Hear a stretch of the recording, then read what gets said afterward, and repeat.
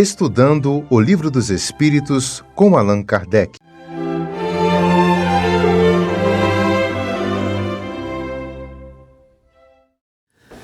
Boa noite a todos. Neste momento vamos elevar nossos pensamentos ao alto, asserenando os nossos corações, tranquilizando nossas mentes e agradecendo a Jesus por nos dar a oportunidade do estudo edificante. Que a pergunta de número 164 de O Livro dos Espíritos possa fortalecer os nossos conhecimentos para podermos aplicá-lo em nossas vidas. Hoje, então, do capítulo 3º, retorno da vida corporal à vida espiritual. E na questão 164, Allan Kardec faz a seguinte pergunta aos espíritos: a perturbação que se segue à separação da alma e do corpo é do mesmo grau e da mesma duração para todos os espíritos? Em relação a essa questão, ele nos diz, que existe uma perturbação após o nosso desencarne e eles estão querendo saber se ela seria a mesma, para todas as pessoas. E a duração dessa perturbação seria também a mesma para todos. E a resposta é o seguinte: não. Depende da elevação de cada um. Aquele que já está purificado se reconhece quase imediatamente, pois que se libertou da matéria antes que cessasse a vida do corpo. Enquanto que o homem carnal, aquele cuja consciência ainda não está pura, guarda por muito mais tempo a impressão da matéria. Essa questão de separação da alma e do corpo seria, no caso, a morte ou desencarnação. Segundo a terminologia espírita, o fenômeno biológico, que se trata a morte, é o meio pelo qual ocorre a cessação da vida orgânica, a vida do corpo físico. Então, a desencarnação, ela se dá exatamente quando o espírito se separa do corpo ao qual estava ligado, caracterizando o momento em que retorna ao mundo dos espíritos, que havia deixado momentaneamente. A sua individualidade, após a morte, mantém-se e é preservada, no além-túmulo, graças ao seu perispírito, ou o corpo astral. Conserva quase sempre os traços fisionômicos de que possuía na sua última encarnação. No plano espiritual, o desencarnado aprende, aos poucos, a se relacionar com outros desencarnados, iniciando, uma nova etapa de sua existência. Nesse instante, no desencarne, em que o espírito deixa o corpo físico, ele experimenta um torpor que paralisa momentaneamente as suas faculdades, neutralizando ao menos em parte as sensações. É como se estivesse num estado de catalepsia, de modo que a alma quase nunca testemunha conscientemente o derradeiro suspiro. Por quê? Porque às vezes a pessoa dorme ou ela entra num estado de sonambulismo e que ela não tem consciência do que está acontecendo.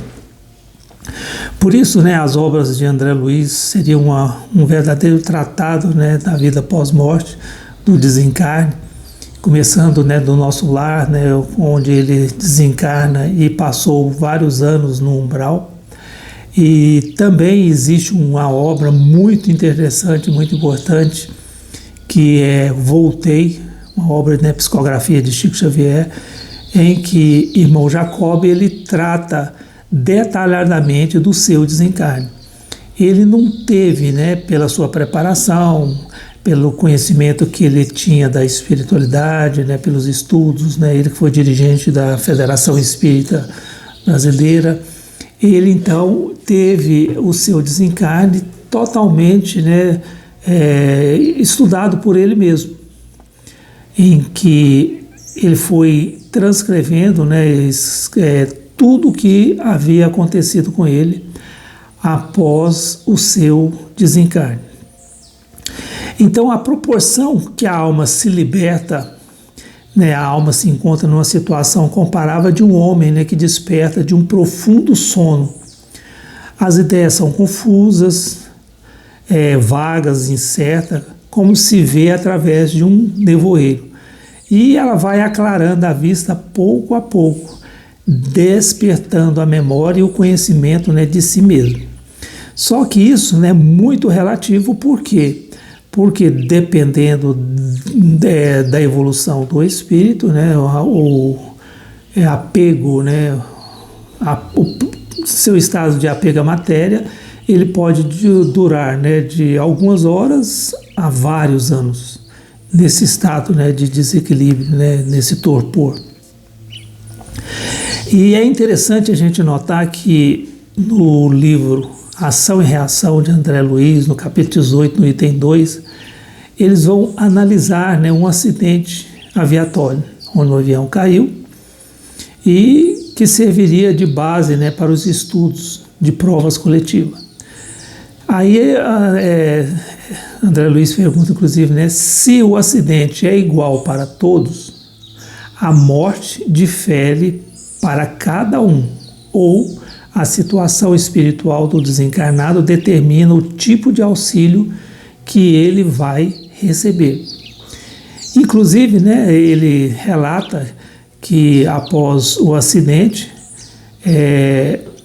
em que o amigo dele, o Silas, né, que estava junto com ele, pediu ao seu guia para que eles pudessem acompanhar então aquele desencarne coletivo.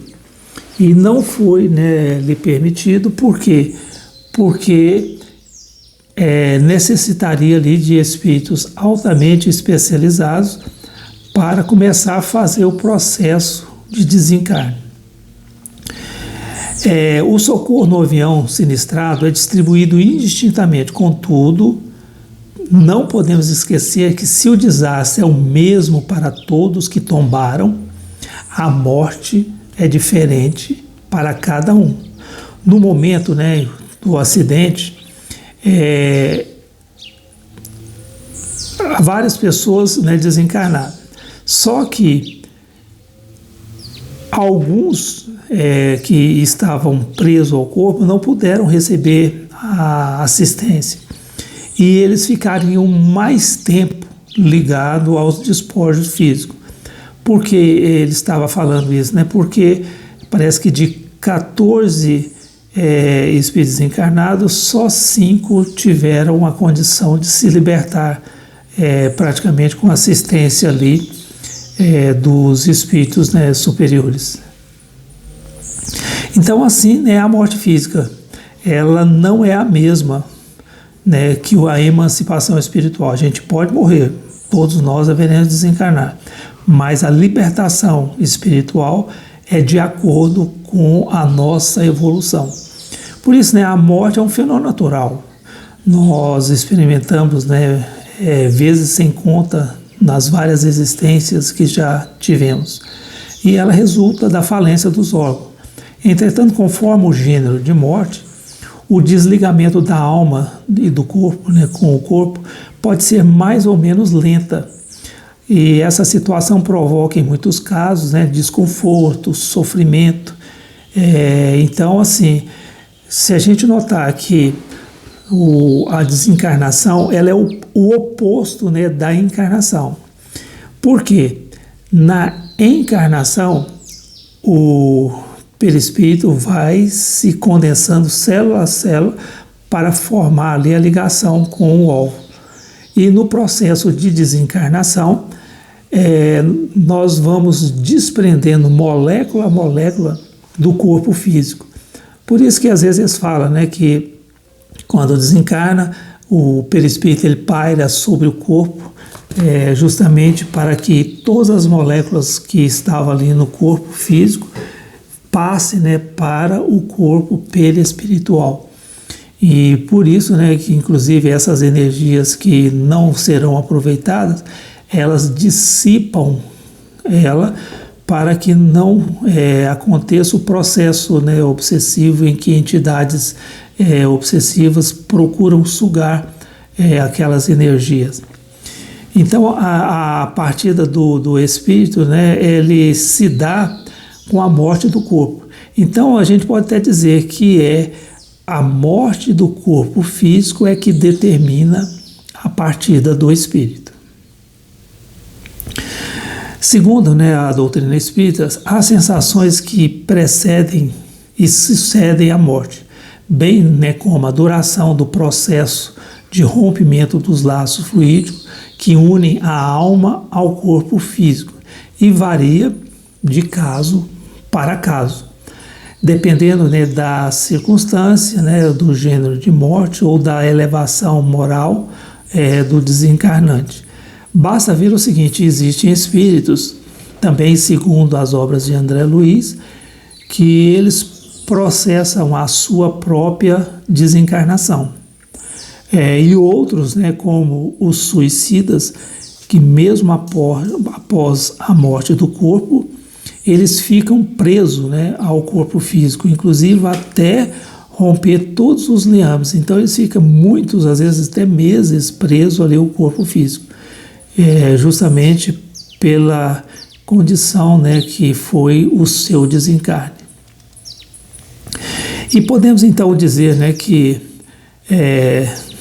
a gente vê na obra, né, Voltei, que Jacob, após o seu desencarne, ele sentiu aquele torpor, mas pela assistência, né, do seu guia, da casa na qual ele frequentava e de sua filha, ele teve uma condição, né, de ser amparado e consciente de todo o processo desencarnatório. Então ele foi gradativamente, né, transcrevendo aquilo que havia acontecido com ele no processo de desencarnação.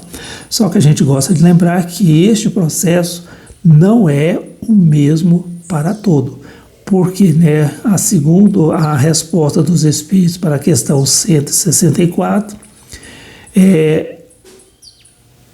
a separação ela não se segue imediatamente à morte do corpo. Ela depende da elevação de cada um. Aquele, né, que já está purificado se reconhece quase imediatamente, né, a sua libertação da sua matéria.